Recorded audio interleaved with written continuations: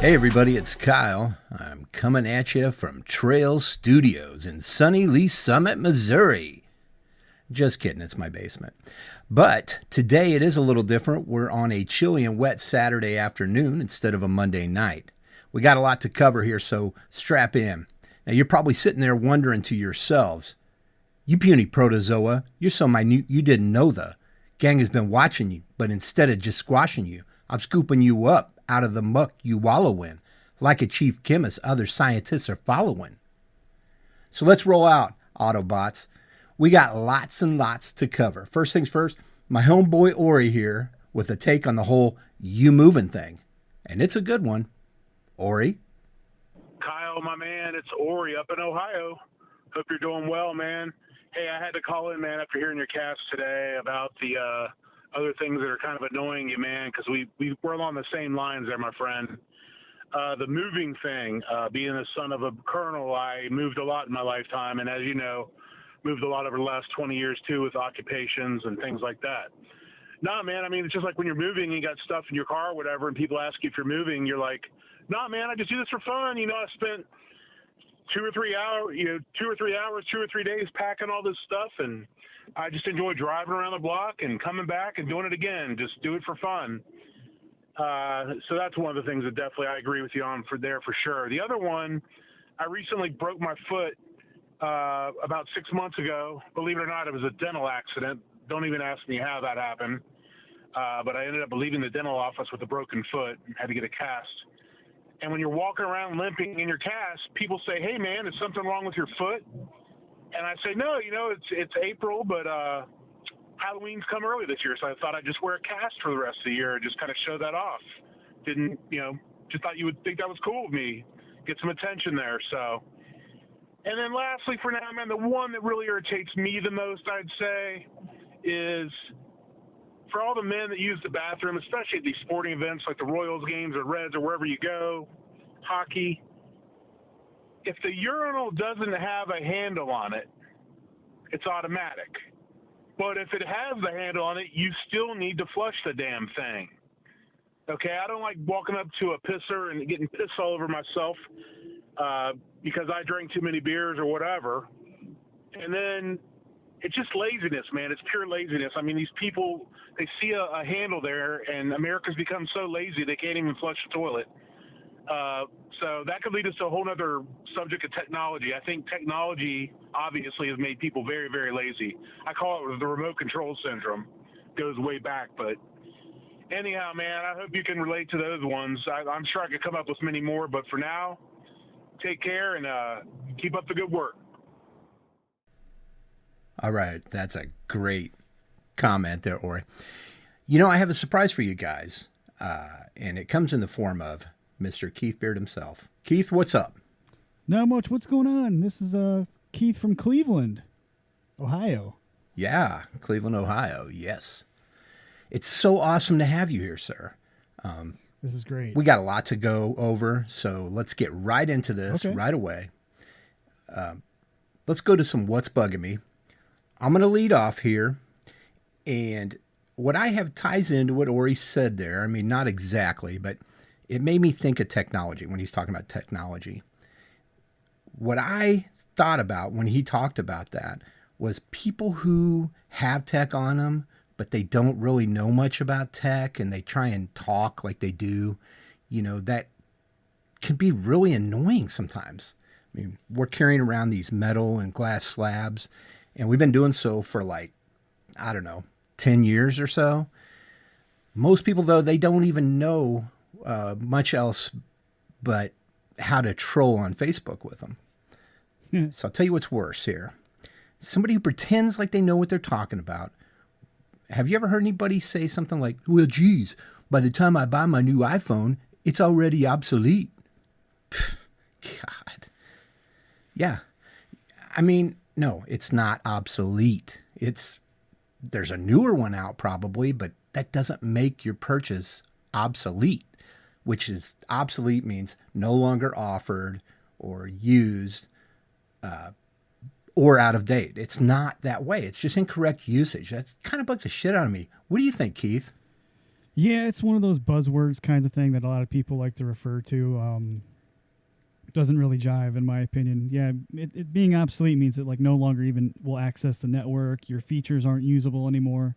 That's when it's obsolete, not when it's just a year old. That's not obsolete. That's just, just not the newest. Yeah, exactly. That's exactly what I mean. And it's kind of like cars. Like I'm one of those guys. We go buy a car and we might buy one that's a year or 2 years old, and then we will drive that sucker until it doesn't drive anymore. Exactly. It's transportation. I could get a new car every couple years if I wanted to, but why? It's kind of silly for me. It doesn't work for us. I commute like around up to 3 hours a day, and buying a new car, it would just lose its value instantly. Doesn't matter for me. But anyway, so is there anything else? That's one of those things that bugs me, but it's like the last week thing, about moving, where people are really trying to be nice. Are you moving? Well, yeah, I'm moving, man. Yeah. That kind of thing. Is there anything else that you can think of that's bugging you, Keith? Yeah, I suppose so. Like it's if I ever have like a scowl on my face, or I don't have a smile on my face, I'm not like in the best of moods. I always hate when people go, "Are you in a bad mood?" Like that's my biggest one. Oh, like, yeah. What do you think? And it makes you like even angrier because you're just like, of course I am. Yeah, exactly, Can't you man. tell? Right. Like, no, it's a sunshiny day. That's why I'm walking around frowning like this. I mean, what do you think? Yeah, that cracks me up. Okay. So, not the best things that are bugging me type of thing, or things that are bugging us, but it's one of those things, it's just little things like that kind of add up, and they can frustrate you. It's not something that I can't live with, because I do, but you know what I'm saying. It just gets old after a while. So sometimes people, they just need to learn to be quiet and shut up. We're going to go to the ad here real quick, and then we're going to come back, and then we're going to get into the good stuff, which is the stuff that we're into right now. I know Keith's got a few things here, and I got a few things. I'm not just going to talk about records, I promise. But we got a few other things here lined up for you guys that are kind of special. So hang in. We'll be right back after this. Kyle? Okay, everybody, we are back. And I know that it is my favorite part of the podcast, where I get to talk a lot about things that I'm into right now. I'm hoping that's what you guys enjoy as well. But what I'm going to do right now, I want to go ahead and defer to our guest, Keith. And I would like to know, Keith, what is it that you are into right now? Or what is it that you're obsessing about? Music, movies, books, TV, whatever. Anything, Keith, that you can think of? Boy, there's a couple things. Probably the biggest current thing is The Shining that just dropped on 4K, and I just picked it up this past Tuesday. And I've been obsessing about it. I usually obsess about movies when I rewatch them. I watch every single documentary I can find on YouTube, anything news-wise worthy of like anything worth listening to on the subject. I try to find it, right, and I try to like just digest as much as I can. The biggest thing that I'm finding with the new Shining re-release here is that it's missing the Saul Bass opening Warner Brothers logo that was originally put on the movie in 1980. And it doesn't have the original mono soundtrack. So like you can't watch the movie in its original format. And the problem with that is that they redid the soundtrack in 5.1. And what they did was they went back and they took some of the music cues and they eliminated some of them. They changed the volumes of some of them. They didn't overlap some of the music cues. So the movie is inherently different than the actual original release because of the differences of the music. That's something that I'm obsessing about right now. What about you? First off, I'm glad you said that, because I'm going to go pick up a copy of The Shining on 4K Blu-ray, because I love that movie. That's one of those films. I don't know if I talked to you about earlier this year when they released 2001 Space Odyssey. Yep, Okay, I you got that. And I know you got Oh, yeah. Apocalypse Now. We all do. Yes. But 2001, it's one of those films. I kind of have a special tie to it, but long story short, my name actually comes as a result of that film. My parents went to go wow. see that film. Well, actually, my middle name is Wayne.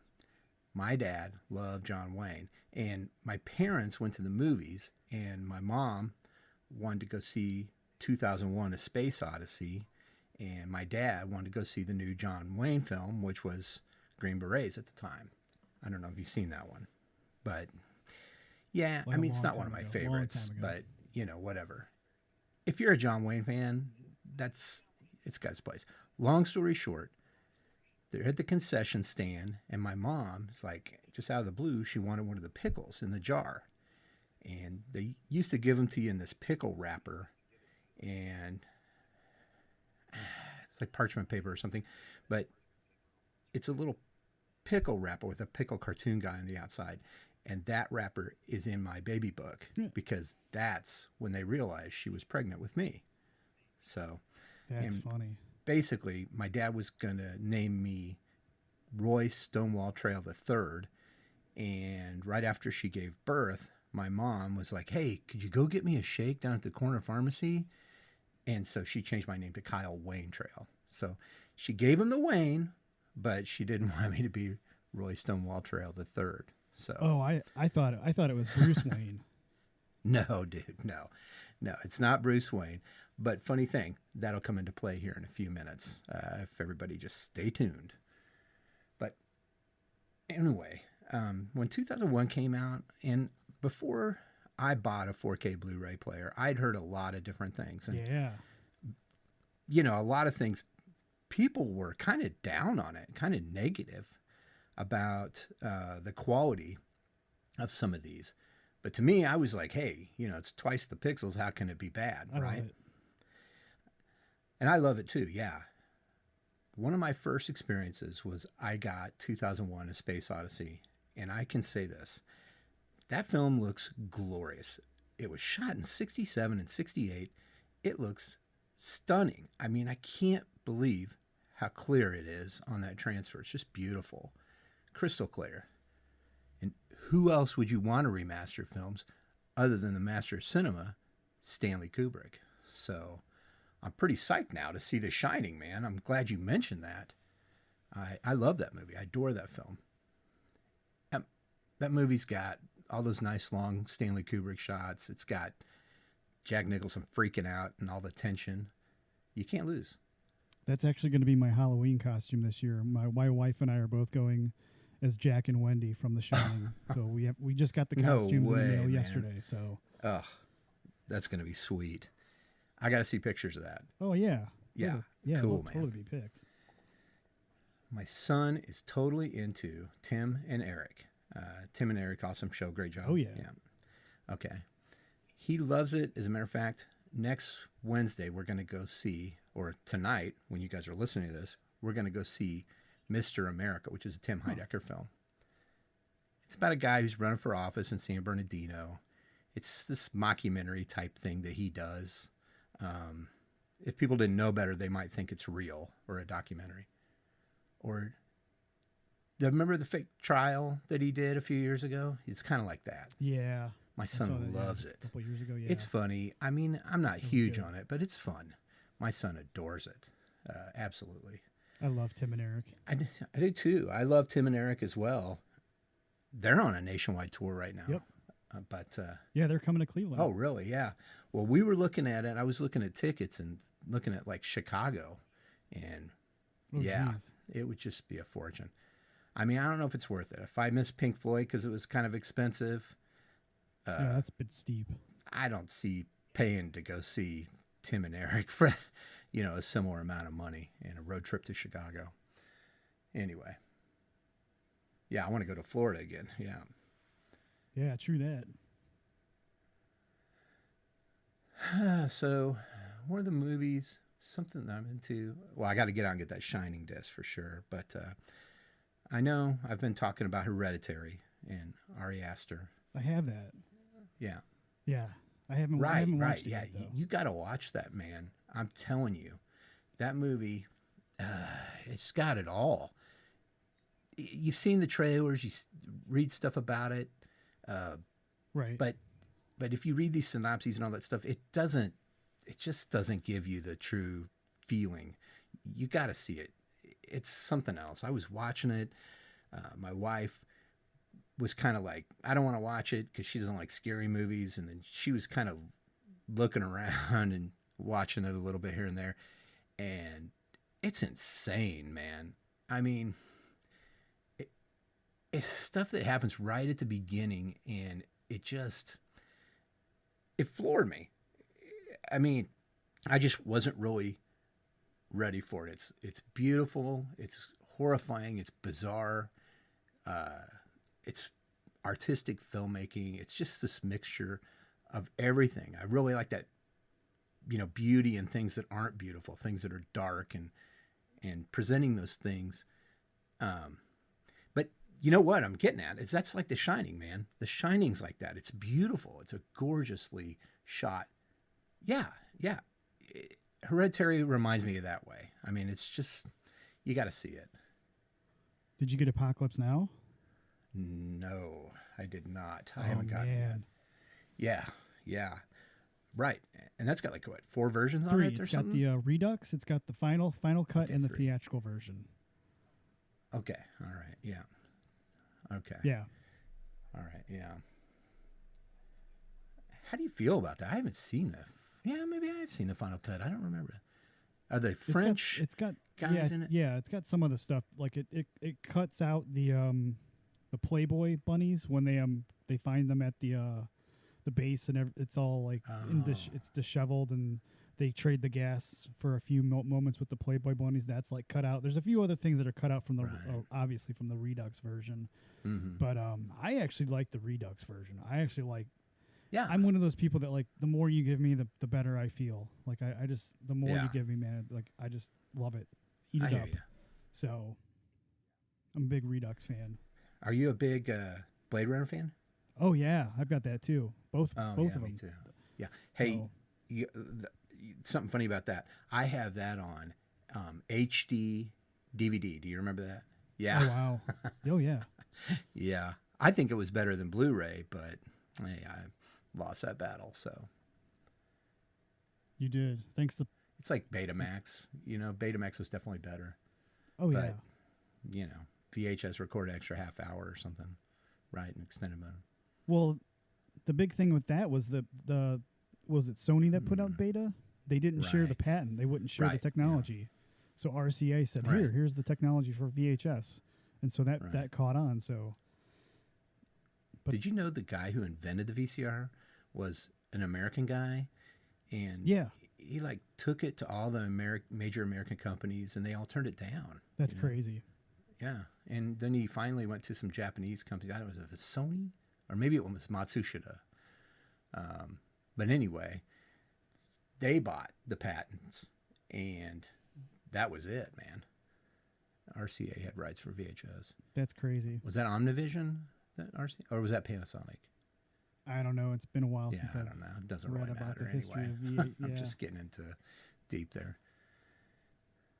We had a Beta. I had a Beta too. Yeah. That was our first VCR, actually. My mom got it. It was a Toshiba, actually, and it was like a burgundy red. Yeah. Oh, really? And it had a wired remote control. Oh, geez. Yeah, it is old, man. Definitely. Yeah. And the funny thing was, what? You couldn't rent movies in Leavenworth, Kansas. So. Oh, geez. Yeah. What did you do? Over in North Kansas City, we'd drive over there and rent movies there. In a mall, there was a mall right over there. It's closed, and we would rent movies there, and same place we bought the VCR, and then we would watch them when we were done. We'd drop them in the mail, send them back over there, and that's how we rented movies. Yeah, that's awesome. Yeah, I mean, any way you could. The first movie that we rented, I remember, was Psycho 2. You have ever seen that? Oh, geez. Like a long time ago. Yeah, I mean, it's not the best movie, but it was big at the time.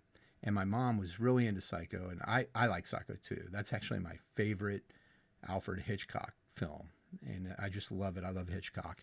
But I like that movie. You know that he used his TV crew to film that, and he only had $1 million to make the film, that movie. and he made it over a couple weeks or whatever. And it turns out to be one of the films that he's known the most for. Absolutely. Huge deal in cinema, actually. Classic. It is classic. Psycho 2, the cool thing about it is at the end, spoiler alert, everybody, but Norman's mom comes home, or a woman dressed as Norman's mom, and he makes her some tea. She's sitting at a kitchen table, and I figured he's poisoned her, but he has a shovel and just whacks her back in the back of the head. You know, and when I was 13 or so, we had this VCR. My friends are over. We're rewinding it, playing it back frame by frame in slow motion, you know. And we thought it was hilarious, but you could see where they took the real person out and they put the dummy in. So Classic. that's kind of what I was into at that age. It's totally great. Anthony Perkins, I'll give him this. He must have swung that exactly the same every time, or just swung it and stopped when they replaced her. I don't know how he didn't hit her in the head. It's like flawless, man. It looks flawless. But, I mean, unless they shot the same shot over and over again, I don't know. But it was incredible, actually. So, that's movies, you know. I mean, that's kind of what I'm into right now. You alluded to Bruce Wayne earlier. I haven't seen it yet, but I have a buddy of mine who went and saw Joker. Oh, yeah? Yeah. I don't know how you feel about that. Are you a DC guy or? Not really into DC, but I really want to see the Joker. It looks really cool. Like I'm really kind of tired of Marvel movies, to be honest with you, and just superhero movies in general. So I'm kind of like, this looks like something new and something totally different, and I'm just really interested in it. Yeah, I agree with you, but apparently, not only does it look cool, interesting and different, but it is. I've liked comic books my whole life, but I was never a big DC guy. I didn't read like all the issues of Batman or something like that. I read Punisher for a while, but I did read Green Arrow for some time too. He's a vigilante, but I was always more of a Marvel guy. Yeah. Marvel. But I'm tired of them too, man. You know, the last one, that Avengers film, it was all we could do to get me to go see that movie. I was not interested in seeing it at all.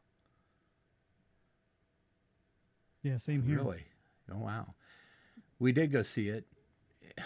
It was fun, I guess. I don't know. I just can't. People are crazy over them, and I get it. It's just, I don't know. I'm just seeing all of them. It just seems like the same stuff rehashed over and over again. I hope they're going to go different. Disney Plus, you know, with the TV shows and stuff. We'll see. And Star Wars too. Blah. What? I'm so tired of Star Wars. Oh, you're tired of Star Wars too, huh? Jeez, man. Enough with the every year we need a movie. Like, come on, man. Yeah. Let's do something different for a change. I think a funny thing about it is the movies that I've enjoyed, these recent ones, are not part of this Skywalker trilogy. Yeah, Rogue One. I really like Rogue One. I love Rogue One, man. I mean, it's a caper film, you know? Yeah. K2SO is probably like my favorite droid, or one of them anyway. Personally, I thought he was cool. I mean, you take an Imperial droid, he's been reprogrammed to work for the Rebel Alliance. That's a good idea, you know? Well made. Yeah, 3PO kind of gets 3PO old. does get old. I don't disagree with you on that. I like Solo, though. I liked it more than I thought I was going to. The fact that things kind of went awry when they were filming it, those brothers got fired. And then they brought in Ron Howard. I know those. I got worried when that all happened. I know the whole opening scenes on his home planet, you know, with the car chase and all that stuff. I'm pretty sure that was shot by those original directors, and then everything kind of after that was shot by Ron Howard. I think some of it might have been before, and even some of the stuff might have been shot by Ron Howard in that sequence, but the general sequence was shot by them. everything after that, I believe, is all Ron Howard. But that movie, it was better than I thought it was going to be, and I think they did a good job of explaining the whole 12 parsecs Kessel Run I just didn't deal enjoy it. and all that. I just did not like the movie at all. No, didn't like it. Oh, really? Wasn't my cup of tea. You didn't like it? Yeah. I mean, there's some things in there I didn't like, but overall, I liked it. Starts with a Q. I really like the main right? Quinine? young woman. No. Oh, no, not her? No, not Kira. Kira, that was his girlfriend. No, those raiders that wore like the masks at the very end of the film. Oh, they yeah. reveal that it's a young female, but she's like this. Yeah. I really liked that character, man. I thought she was cool, That character reminded me a little bit of like Boba Fett, where they don't explain a lot. Here's what I think the problem is with Star Wars, okay, these new movies. Oh, Jesus. This is my opinion. We can talk for like 12 episodes about this, right? Yeah. But I think the main issue is that we're getting to the point where we feel like we have to explain where everybody comes from and their origins. I don't either. I mean, the appeal of that stuff, like Boba Fett, they screwed that up in the prequels, I had to know everything about where his dad came from and where he came from and all that shit. Yeah. I don't care, I mean, Boba Fett he was cool when I didn't know who he was. And it was kind of a mystery, So when I think of Star Wars, and I think the most fun I had was the original trilogy and mostly the first two. Sorry. I like Jedi. I like Return also. Yeah, I like it. I mean, that last sequence when there's like 3 battles going on at the same time, Oh, it's amazing, and it's very well orchestrated, the Ewoks, when I was like 13 or 14, it's just a time, it just wasn't for me. Right. I also know that the whole sequence was supposed to be like Kashyyyk with Wookiees and Chewie's family, but they screwed that up with the Christmas special, so they did this whole Endor thing with the Ewoks. I hated him when I was that age. I knew he was trying to insert kid stuff in there. I wasn't up for Ewok it. is practically Wookiee backwards, so... Yeah, that's true. And you know what? That's probably how he came up with it. I'm not cracking on George. I'm not cracking on George, but I'd almost guarantee that's how he came up with that. Willow's good too, Yeah, I think it's because of the new movies and the prequels that I love Return of the Jedi even more, because it just makes it such a better film when I compare it to everything else, because I'm like, wow, like that was a great film, and oh yeah, it's sad that we can't go back to that now. So right, yeah, it is. I don't know. I think that the Mandalorian on the Disney Plus TV network, I think it's going to be more like that old time stuff that we loved. I think that's going to get back to those things. And here's the thing: we were talking about Marvel earlier, but I love Daredevil on Netflix, I didn't care for everything else. I liked Iron Fist a little bit. Those shows might be a little too dark intentionally, but overall, they're really well done.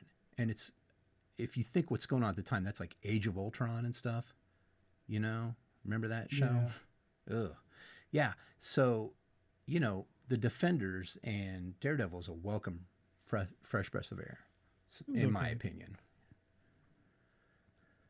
I don't love it. I'm tired of them too, but I did hear Joker's great, so.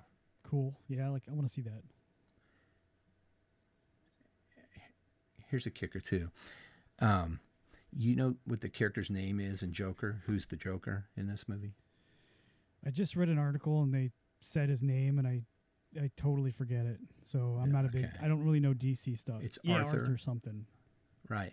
Arthur Fleck. Okay. Uh-huh. A. Fleck. Oh, like Affleck? like Affleck. Yep. Yep. I'm pretty sure, like for Ben Affleck, that's a crack on Ben Affleck. That's what I'm guessing anyway. I don't know. We'll see.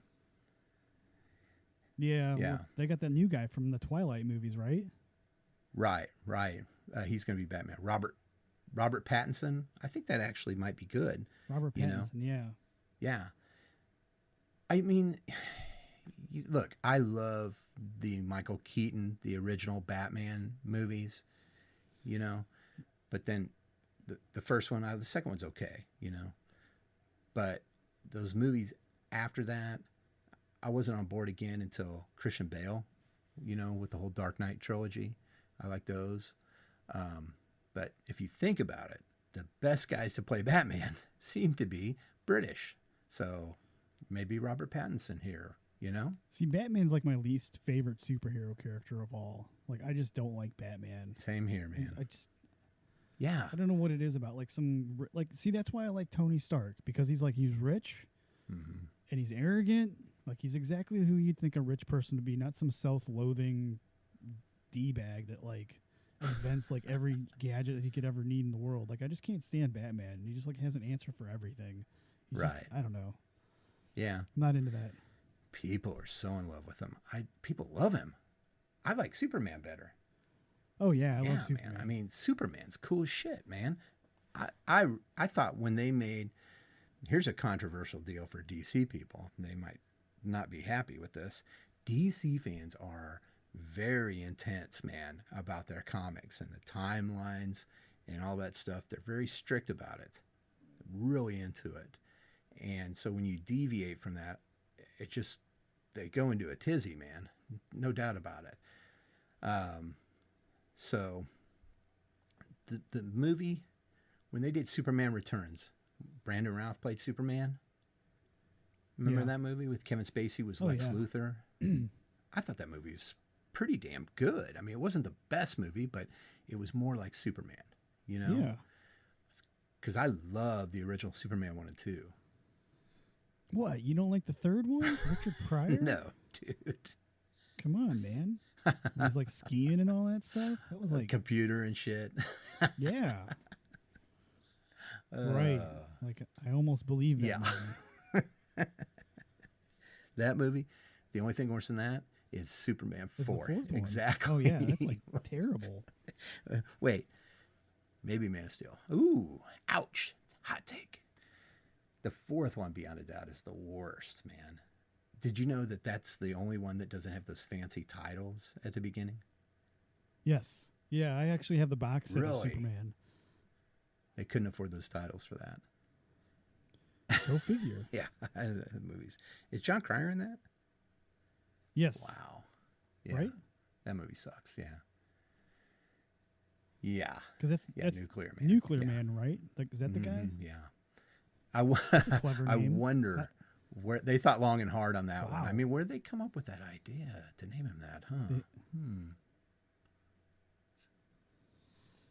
I don't know. Something to do with sorry, I don't know. Man. That's a tough one. Apocalypse, maybe, at that time? The pending apocalypse, maybe, at the time? Actually, I get into something else here. Let's quit talking about comics, I got on that topic, did we? Joker. Oh, yeah, Joker. Right. So, I don't read a lot of superhero comics, but I did read darker comics, horror comics. There's some mainstream characters I read. I did read Iron Man for a while. Yeah. In the 70s and 80s when he was drunk. Those were good. Stark, 70s and 80s. Yeah, those were great. And I've always been more of a partial to dark stories and scary horror type comics. Anything that has to do with Lovecraft, right up my alley every single time. I do like Swamp Thing and Man Thing. I prefer Man Thing. That's Marvel's version. But I like that character. And he's friends with Howard the Duck and Kazar. So, yeah. Swamp Thing series on DC, that was pretty good, actually. And then that Adrian Barbeau. What was Adrian Barbeau in there? Oh, the Creepshow TV show. Have you seen that? No. Okay. There's only 2 episodes so far. Haven't watched the second, but they're an hour long, and there's 2 stories in each episode. And the first story, the first episode, is Adrienne Barbeau's in it. So, for what it's worth, Adrienne Barbeau, 70s and 80s movie fan, then you're going to love Adrienne. Have you ever seen the uncensored version of Swamp Thing? Then you really know Adrienne Barbeau and both of her friends. What is I going to? Oh, I'm listening to an audio book called "It's About Chernobyl," and I watched that Chernobyl HBO TV show. It was really good, really well made. But this is called Midnight at Chernobyl, and it's a pretty incredible book. It's a minute by minute, hour by hour account of what's going on in the history of the whole nuclear power initiative in the USSR at the time. And man, it's something else. It's after seeing that TV show, just getting a more detailed feeling for how things went down, and it was very refreshing. It's really interesting. If you get a chance, check it out. It's by Adam Higginbotham, I believe, is the author. Either listen to that or read that if you get a chance. It's a good one, I promise you. Books. Check them out. Yeah, exactly, man. But talk about a group of people that were in charge and who did not want to let the cat out of the bag. And they were willing to sacrifice their own citizens, let them suffer and die horrible deaths because they were embarrassed about what happened. It's incredible that we lived in a world where that can happen. It's an amazing book, just the same. And still trying to read Night in our family book club by Elie Wiesel. It's not easy to get our kids to read, but I read a lot. I don't know, Keith. I collect books, yeah. Really? Cool, man. That's where it's at to me. I mean, I love movies and I love comic books and TV and stuff, but reading, it's nothing like it. The Reading Rainbow. Oh, right, man. I think I like the Reading Rainbow. I love him. Oh. Did you hear about him? What's going on with him? He had that. Did you hear about his podcast? He was reading like sci-fi and horror stories. No. LeVar on Burton? it. Yeah. Yes, LeVar Burton. PBS or somebody who owned the rights to Reading Rainbow went after him because it's almost the same exact thing as that show, and they went right after him. And I like LeVar Burton, but Roots is amazing. Definitely, no doubt. Right. But Shogun's better than that. Shogun? Yeah. Yeah, man. Shogun. Is that Richard Burton? No, it's Richard Chamberlain. Oh, Richard Chamberlain, yeah. With Toshiro Mifune. Yes, he is in it as well. Absolutely. That's 1980. I remember when that came out. Yep. Absolutely. It's a solid miniseries. Who wrote that? It wasn't Herman Wouk. James Clavell. That's on Blu-ray. Check it out. It is? Yeah, it's on Blu-ray. Wow. I don't know who put it out, but... Have you seen Shaka Zulu? Like years ago. Like, we had to watch that in class. Oh, wow. Well, you might not have enjoyed it much. I'm ashamed to say it was part of our Black History Month appreciation or whatever it was. Oh, really? Okay. Like, that's really appropriate. Well, I mean, probably not. It's Black History, but... Well, we also had to watch Roots, so... Well, there you go. I'd rather watch Roots was a lot better. Not that I enjoy slaves getting beaten and stuff, but... No, but... We should know about what happened there. Yeah, too many people want to erase history nowadays, and I think that's a shame. So I'm glad that there's, yeah, some of this stuff I do out too. there. And we have to face these things and own them, and understand why it is, so that it can't happen again. That's a big reason. Not that I'm German or a Nazi or anything. I am part German, but that's a big reason I chose Night by Elie Wiesel for the first book, because, you know, my kids have been taught that sanitized version, 21st century version of the Holocaust, right? Right. But I mean, that's not what it was like. I like Schindler's List, you know. Yes. But very good. It was even darker and worse than that. And I think that people, it's kind of like anytime we talk about war, and, you know, Saving Private Ryan, I'm not the biggest fan of that film at all. I mean, what? Yeah, I know. It's amazing in 4K and Atmos. I bet what it you is. Like about it? I almost bought it. You should get it. But I love Storm in the Beach at Normandy. I love the whole story in the middle. What I don't like is the tacked on beginning and the tacked on ending with the old man at the graveyard. That's the bookend. Right. And it's in the book too. But here's the problem with that. So the guy who's at the graves, right, with his daughter to the cemetery at the beginning. Arlington, right? It's Arlington, right? Right. Who is that character? It's Matt Damon's character, right? Private Ryan. Right, isn't it? Okay. So he's remembering what happened, and he's remembering things that he wasn't there for. Oh, yeah. That is kind of weird. I never thought about that. Yeah. Well, maybe somebody told him the story afterwards. I don't know. Yeah, I know, but dude, those memories are so vivid. He parachuted in behind enemy lines. I mean, how can he be remembering all the details? If we're seeing what he remembered, it just, everything's so vivid, you know? I don't know, man. That battle sequence is insane. And I remember going to see that movie and people getting up and leaving and freaking out and getting sick. And it was just very intense, you know? Super, mega, ultra violent and graphic and gut wrenching. And it freaked people out. So I don't know how he could be remembering that like that if he wasn't there for it.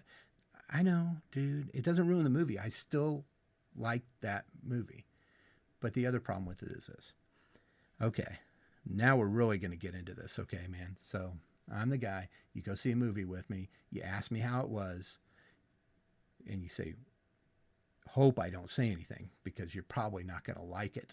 So the other thing is, was it Vin Diesel? Is Vin Diesel in that movie? Yes. Okay. So Vin Diesel, he finds a knife, the Nazi youth knife, and he throws it to the Jewish guy. I can't remember who that was. He holds it and he starts crying. I don't remember that. I think so, yeah. Okay. So what the hell's he crying about? Because we didn't know that they were systematically executing the Jews until we liberated the camps, dude. I mean, just saying. Maybe. People in our government knew what was going on, but soldiers didn't know.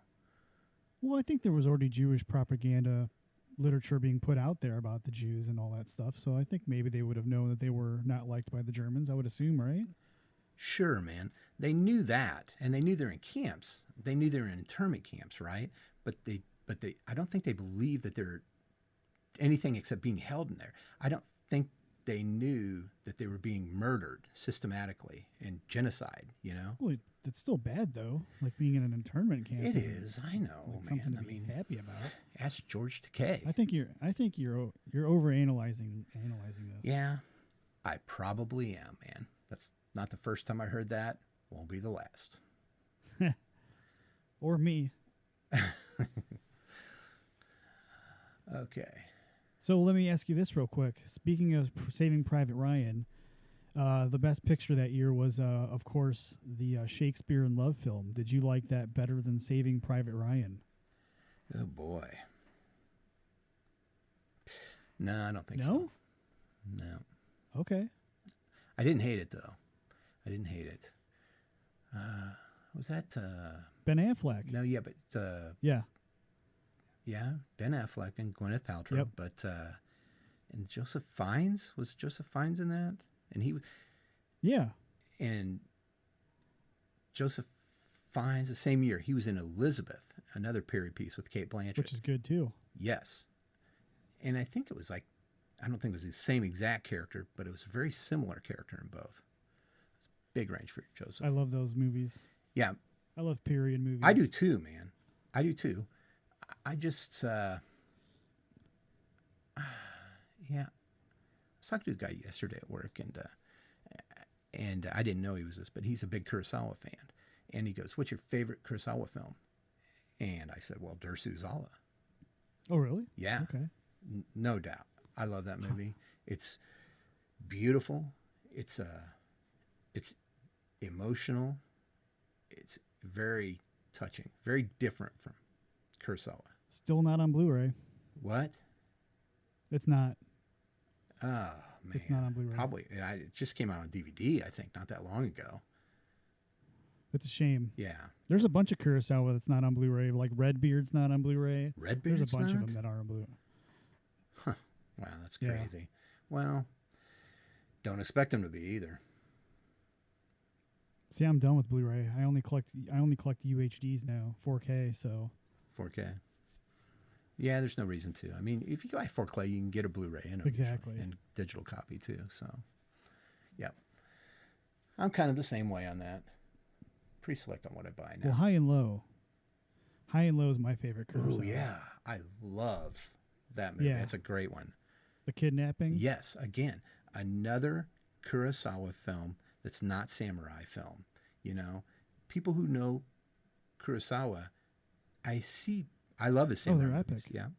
But people who are big fans, High and Low, Ikiru, Yes. and The Idiot. yeah, Idiot, Dersu-Zala, those are great movies, man. The Bad Sleep Well. Oh yeah, The Bad Sleep Well. That's a good one as well. Yep, great crime drama. You know, I don't really like Dodeska Dan Allright. That's like his first color film. It's okay. I mean, I figure Spike Lee had to have watched that movie because it's just like Do the Right Thing. I'm sure he was influenced. I mean, it's so similar to the little neighborhood stories and all that stuff. You know. Yeah. Anyway, let's see. That's about it right now.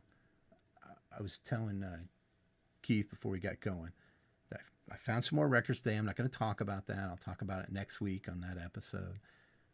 But I was at the thrift store today, and I got some pretty sweet deals for like 50 cents each. You know, there's a 10 album set that I actually got for 50 cents total. Pretty big deal on records. So other than that, not much.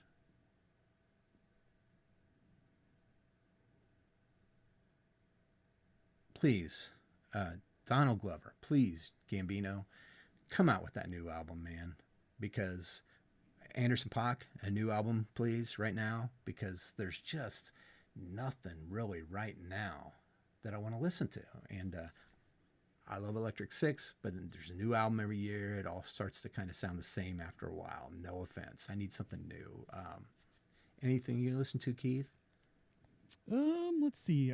I listen to a lot of scores, so I've been obsessing with Ex Machina. I know it's an older score, but Neon Demon was really good. Moon. I've got quite a few scores that I like have in my rotation. Yeah. I've just really been in the Apocalypse Now. Oh yeah, I've got all the different scores for that. That's good. And The Shining by Wendy Right, Carlos, right. formerly Walter Carlos. So, as far as songs go, I recently discovered a song called I think it's called No Roots by Alice Merton. I don't know if you're familiar with that song. I just stumbled upon that. I was at a bar and they were playing it, and I was like, oh, I like that. That's good. So yeah, that's cool. There's just it's interesting because Tim Heidecker, getting back to my son and his love for Tim Heidecker, but he puts out music, yeah, right? I've never listened to it, but I know My son about it. is in love with that newest album that he has out. I think it's called Songs for the Brokenhearted. And anyway, it's my son wants that LP. It's on blue vinyl. Oh, geez. Yeah, the cover of it. It's you have to see. It's about a guy who's getting divorced, but Tim Heidecker's not getting divorced. He's still married. So, but he does that. He wrote a whole album about a divorce and everything that he's going through. It's actually pretty good. He's got the first single off that was called When I Get Up. You got to hear that song. I'll put a link to it in the show notes here, and you'll have to check it out because it's actually, he's good at constructing a song. I think he's got some musical talent. I'm not going to say much about it, but I'm kind of looking for Chris for Christmas. Well, he probably already knows, but I'm kind of looking for a turntable for him and some stuff like that because he's kind of start to get that vinyl bug like his old man. He's been with me on some of these hunts, and it's just kind of fun to look through those old records, man. I mean, it's crazy. I mean, the record cover in the 60s and 70s, anything went, you know? Yeah. Yeah. I mean, the album covers at that time, it's like partially nude females on every cover. Probably shouldn't be showing it to a kid, actually. Those were the days. Yeah, exactly. Those were the days. But anyway, something we do around here, and I know I talked to you about this before, but we do a sequence called Funny Shit. And exactly how it sounds. It's a funny story concerning poop, where you or someone that you know or someone, a situation that you're in that involves some poop. So, Keith, did you have a poop story for us, sir? Oh, I do, yeah. You want me to go into it? Please. This took place at a place called Dave's Supermarket, or Dave's Market, actually. It was in Cedar Hill, Ohio here. I actually walked past this older gentleman who looked like he was in his 70s, and as soon as I walked past him, I was like, oh my God, that guy smells like total crap. And I just didn't even think anything of it, so I kept walking. The guy was like heading to like the self-checkout, or maybe he was going to the regular checkout, I don't even know. But I walked back to the produce area, and sure enough, on the ground, there was a big pile of crap, like on the ground, like literal pile of crap. Oh, I was just like totally disgusted. And, like, I was doing I'm a delivery driver, and I was doing my job, so I was like, that's why I was there. So I was like leaving, and as I was leaving, I got behind the guy as he was walking out, and you could see all down his back leg. I have a photo of it, which I can share with you. Way. He had crap all down his leg. Oh, you gotta give us that and picture. And it was just like going into his shoe. And I took a picture of him, and then the guy ends up walking out to his car and like sat down in his car. Oh, like, I can't even imagine. Oh, like, dude. Yeah, that's foul. My poo story for you. Poo story for you. Yeah. Wow, man, that is beauty, dude. That's I mean, you think that he would like grab some extra plastic bags or something when he went to his car. I mean, I can't imagine being in that situation. I mean, if I did crap, first of all, I wouldn't crap inside a store, but if I had to, right? And you have to, you're going to go through the checkout and go sit in your car. I mean, I guess you got to get home, but oh God, dude, gross. I have no idea what.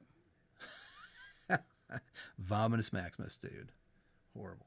I just sent you the photo. I just sent it to you. I can't wait to see it, dude. I will put it in the notes for sure. No doubt. No doubt. I'll blur out any faces. No, I sent it as a text. Sorry.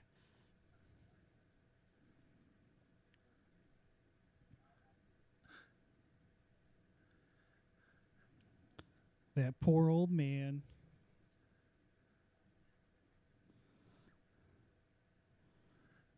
You should. I sent that to a bunch of people too. Wow, dude, that's a great story. Horrible. I got a story too, and it's about a store as well. and it's kind of similar, but not exactly. So we never did find the poopatrator on this one. But when my daughter was pretty little still, and I was a stay-at-home dad, I had to take her in the bathroom with me at the time. Yeah. Right. So back in those days, it was one of those scenarios, and the closest grocery store to me is a Walmart. There was a hen house by me, but now it's a Walmart. So my son, he was at preschool, and so while he was gone, I was with my daughter, and I had to go by the store pick up some stuff. And so we're go to Walmart's right here. So we're walking in. As soon as we hit the front door, my daughter's like, "I got to go to the bathroom, Daddy." Oh man, couldn't you do that before we get to Walmart? I mean, seriously, we were home a couple minutes ago. Anywhere else, please.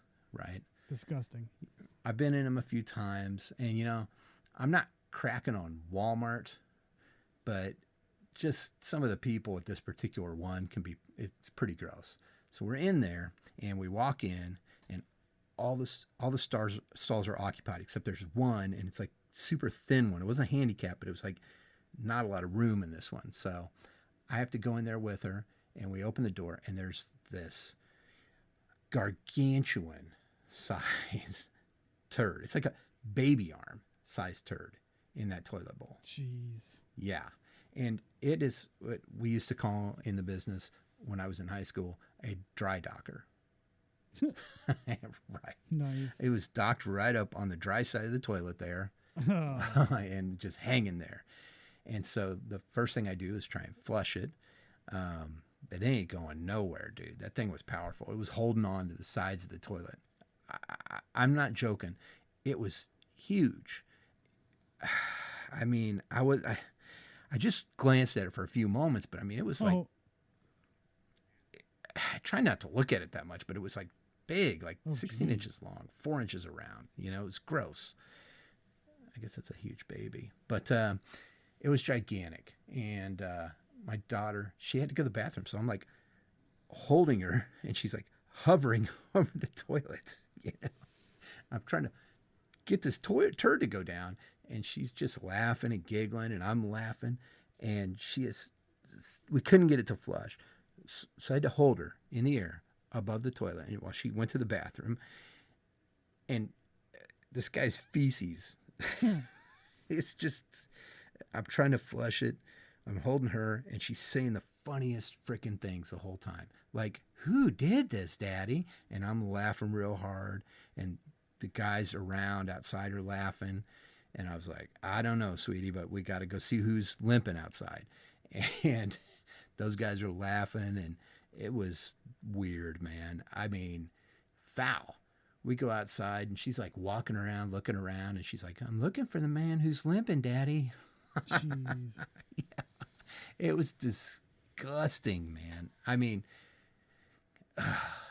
you know how they have those sausage rolls in the store, right? The summer sausage. Okay. Yeah. It was like one of those things, right? Okay. So, Yummy. but it was a turd, right?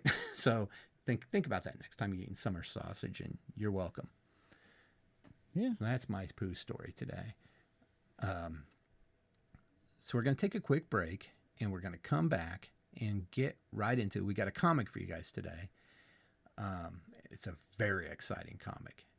Beautiful. I guess it's Bronze Age, right? Did the Bronze Age go to 1984? Maybe not. I don't know. Doesn't matter. I don't know.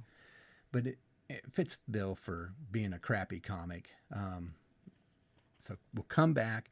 We're going to read this for you guys, do a dramatic reading. Lovely comic book today, as it's Atari Force, the first issue, January 1984. What? There were 25 total issues. Yes. And this is the second time they tried to make Atari Force, by the way. What? Yep. They made Atari Force before this, a few years before this.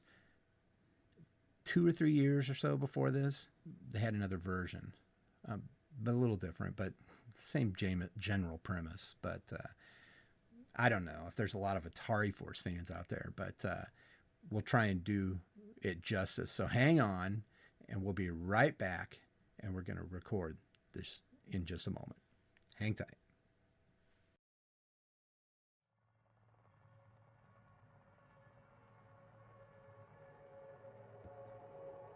Kino's Yip Tac Parlor on Rock's World.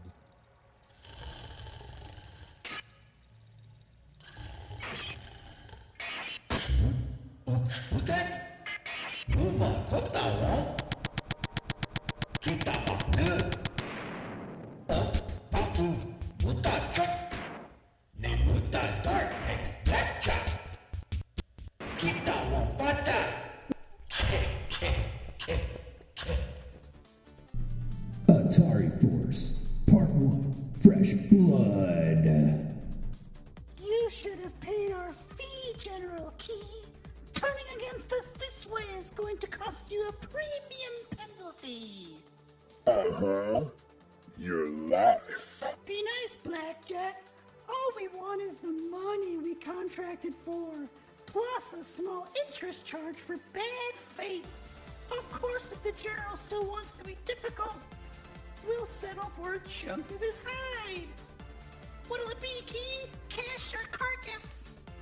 Not a pipsqueak like that. Soldiers might outnumber you. Soldiers, listen to me. Kill them. Second-rate goods, General. Maybe you forgot. You hired us to help your army for a reason. Dart and me, we're the best. That's the last of them, Blackjack. Nobody between us and Key but colony cops. Lover, time for a change of scene. Shot cops on the way. Huh? How do you know? Trust me. Worry. Can't you wind down, Dart? Key's troops are finished. What we should do now, we should ease off, relax, and have a drink? Gangway coming through! Wish I knew how you did that, always guessing what's gonna come up next. I don't guess, Blackjack. I know. Oh. And sometimes I don't know. No backdoor.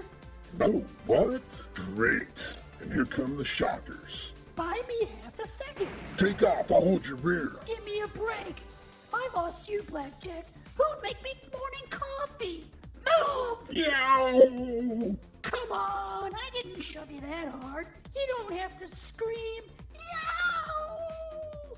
No wonder Kino's place doesn't have a back door. There's no back. We're gonna die! Not this time, lover.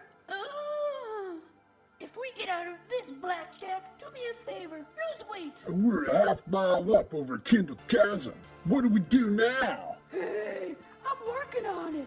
Here's another fine mess you've gotten me into.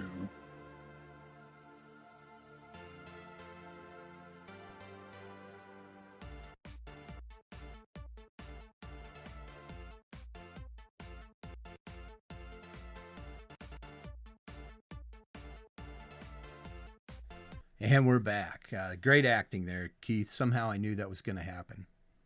Thank you. Incredible stuff. So, if you guys are like me, you're probably kind of tired of hearing me talk. I'm joking. I love to hear myself talk. But we are going to wrap it up now. I do appreciate you guys listening. This is a little bit longer episode than normal, but we've had a great guest. It's been a lot of fun. So hit me up if you want to get a hold of us. Check us out on anchor.fm. You can leave a voice message. Also, you can get a hold of me privately if you want to call in like my main man, Orrie. Leave some voice messages there. We're on iTunes, any platform you can think of. And in addition, you can email us, thedadsnark@gmail.com. I'm sorry, it's dadsnark@gmail.com. And you can also hit us up on Twitter @thedadsnark. So get a hold of us, man. Get involved in this. Be like Orrie. He's been leaving some sweet messages and interacting with the podcast, and that's really what we need to make it successful. Keith, do you have anything you want to shout out, sir? Sure. I'm on YouTube and on Facebook for Weirded Wonder. Weirded Wonder is what you're looking for on YouTube or Facebook. Right, yeah, and I can tell you, those are some great shows. I really like the music episodes, especially. They're really good. Go listen to them. Go check them out, guys. Watch them if you can. And then the Conan the Barbarian episodes too. I love those, man. Those are awesome. More coming. Really sweet, dude. I cannot wait. Yeah, we're doing more. We're doing more pretty soon here. Awesome. That's awesome. Just got to have time, man. Yeah. Dude, I know, man. It's so hard to get time. I mean, it was easier for me to get you to be on here remotely from Cleveland. Woohoo. Yeah. Yep. Easier doing it that way than to get people just locally, sometimes. So, but nonetheless, man, it's been great having you on here. I really appreciate your time today and your energy, and it's good stuff, man. I had a great time today talking with you. Anytime. Nice, dude. All right. Well, everybody, stay tuned. Listen again soon. We'll catch up with you here shortly. But hey, until then, get off my lawn.